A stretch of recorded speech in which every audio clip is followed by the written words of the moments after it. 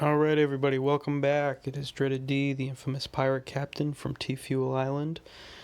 And we're going to be talking about stablecoins today. Would like to give a big shout out and thanks for all the good comments and feedback I got from the previous videos. I greatly appreciate it.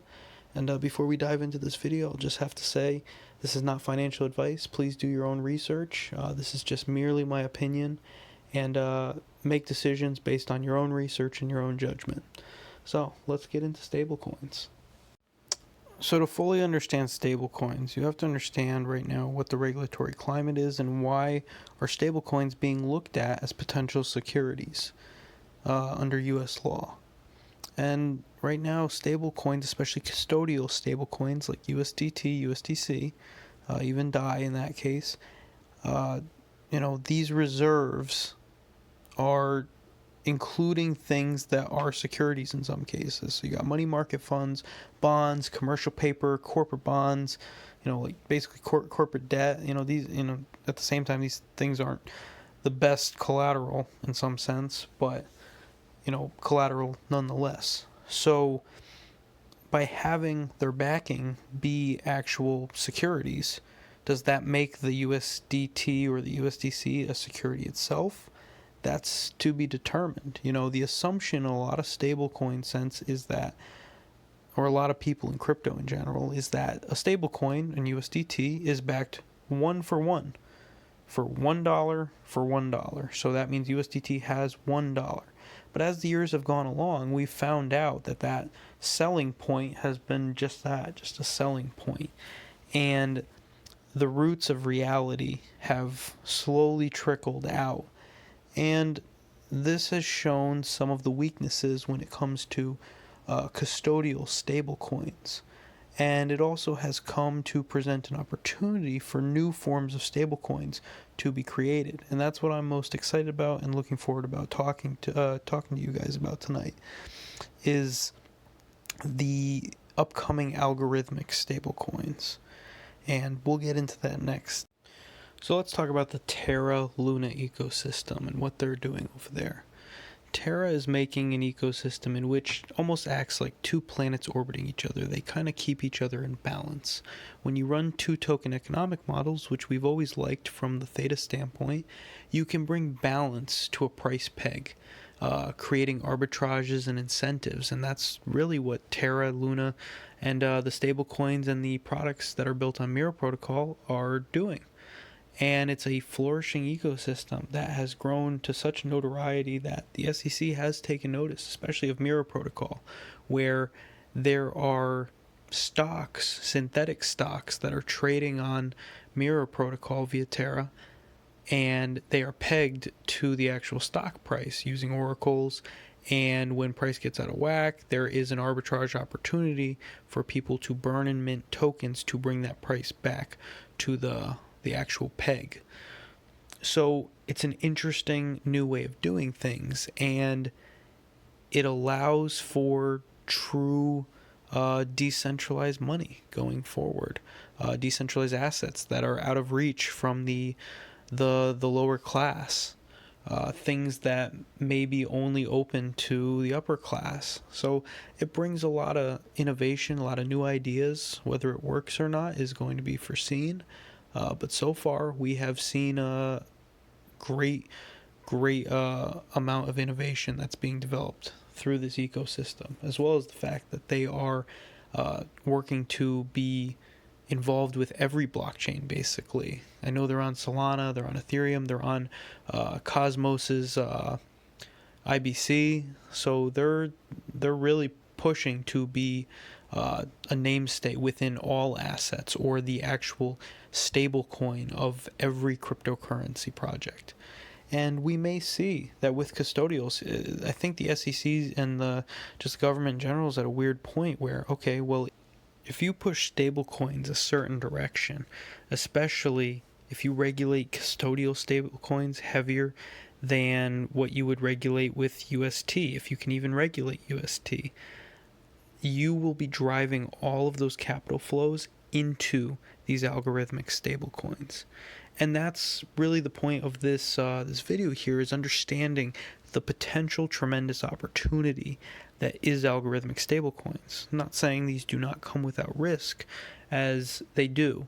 There are unknown consequences and unknown risks as we kind of experiment in this ecosystem. What if they lose their peg? What if they go extremely below their peg, or if they even go the opposite direction?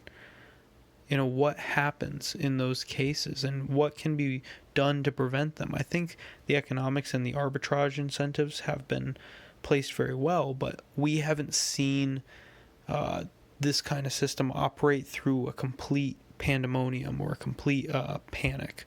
So we'll have to wait and see. But I think with the way that they're going against custodial stablecoins, especially USDT, USDC, and really pushing Coinbase into a corner with their lending services, this provides Terra with the ability to capture all of that capital, as well as other algorithmic stablecoins. But Terra is kind of like the king. So Terra is kind of, we have a lot of DeFi protocols that are out there. Uniswap is the king of DeFi protocols.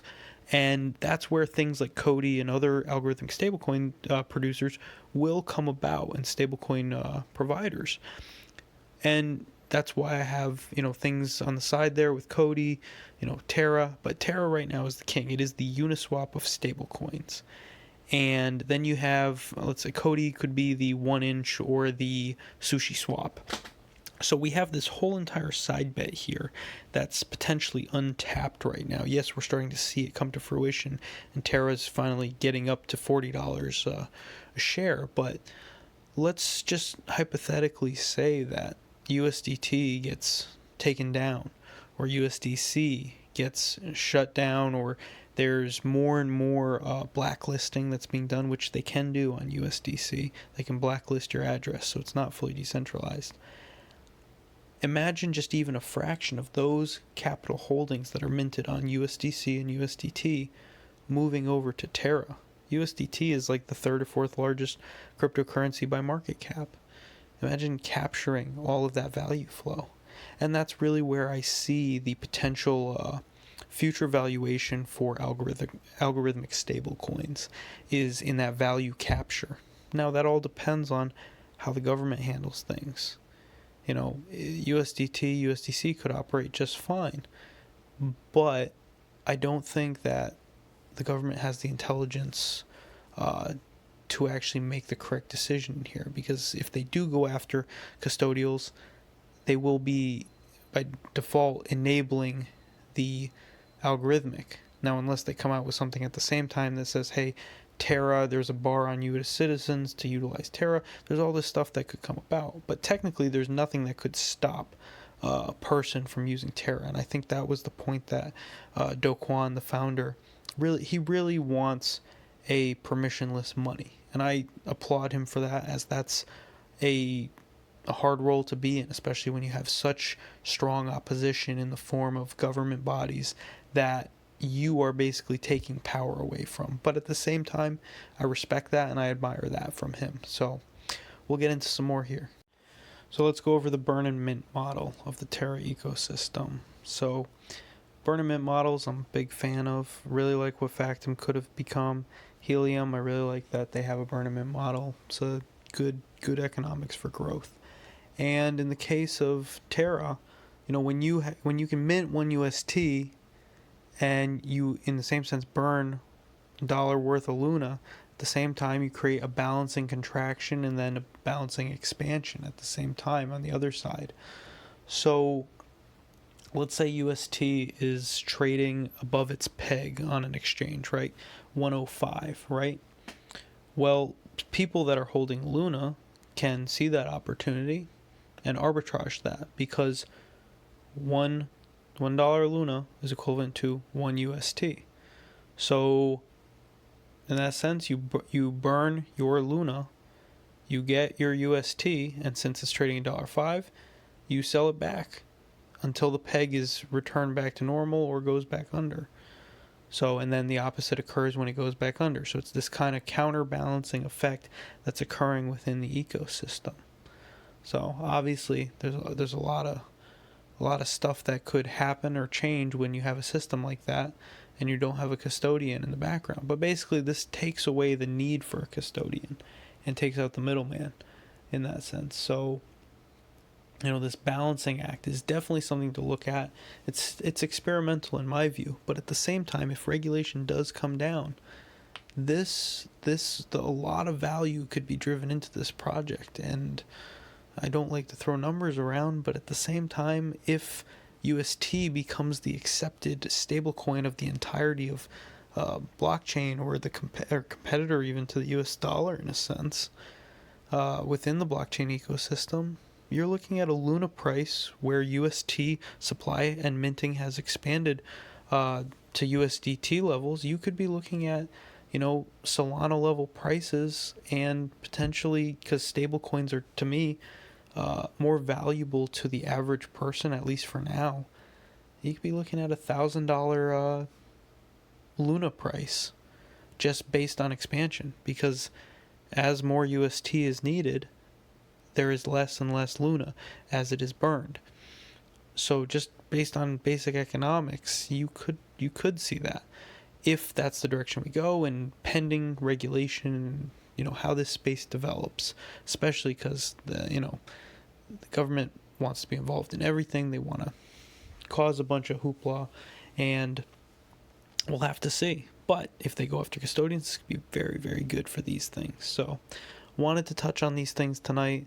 It's a shorter video than the other ones. Maybe we'll touch on Coti, which is doing a similar one in the next one. But hopefully this will just kind of get me back into the video making game for a little bit. Don't have a lot of time to do videos lately, but I'm going to try to, in the evenings, pump out at least a segment so that you guys can listen and hopefully gain some knowledge and some value. So, all right, everyone, appreciate your time. Appreciate you listening. Until the next one. Thanks.